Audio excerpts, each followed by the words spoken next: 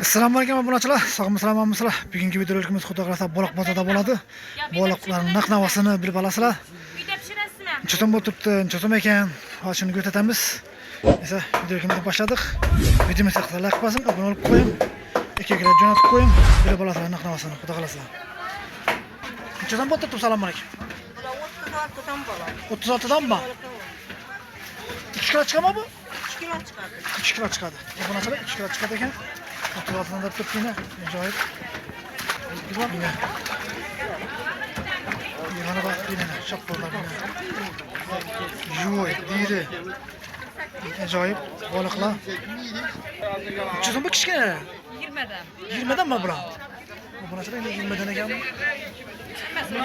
Hammasi 20dan ekan. Lan bak lan bu. Bu 55 dan. 55'ten mi? 55'ten mi bu? Benim ayağa. Bular nechadan? 12. 12'den mi bular? Bu 12'den ekan, bu narsa 25'ten ekan. Bina kıtayışçı vak balıkan bu dedi. Necha so'mdan u? Bunlar 35'ten. Bular ayna bu.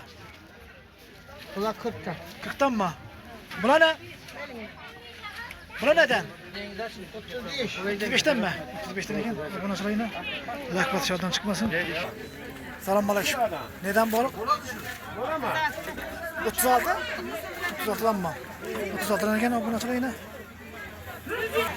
Neden bu sefer valla? 50'den mi? 3 kilo çıkardı bu. 1 kilodan 3 kilodan. 1 kilodan 3 kilo aldı. Acayip. Acayip tuttu bu. Acayip değil mi zor? Neden bu sazarlar? Kızılla 50. 50'den mi? 50 veremez. 3 kilo çıkardı bu. 2 kilo, 2 kilo, 2 kilo 300, 1 yarım, 1 kilo 800. Ne kilo? Her şeyde. Bu nasıl ne gördün sana? Neden bu? Neden bu? 25'ten mi?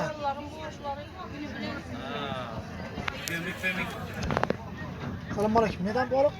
Sazanlı 50'den. Pazarlı 50'den mi? Yine bu ne? 36. 36'dan mı? Niye balık bu? Hayvan 2. Hayvan 2? Abone olsun. Görüp bakasın bir bakasın. Lakbas şarttan çıkmasın. Neden bak balıklar? 36'dan mı? Niye ki bu? Tabii ki. Buna ne diyor bu? Ha? 20'den eken. Bu nasıl? Buna 2 kilo çıkardı buna. 1 kilo alır. 1 kilo çıkardı. Buna ne? 2 kilo alır. 2 kilo çıkardı eken. Bu nasıl değil ha? Bakasını bulup olmazsa lakbas şarttan çıkmasın. 21. Neçə senden? 25. Yine 5'ten. Bu nasıl? 25'ten eken. Buna neden? 20'den mi? Buna 20'den eken ne? Buna 1 kilo çıkama buna?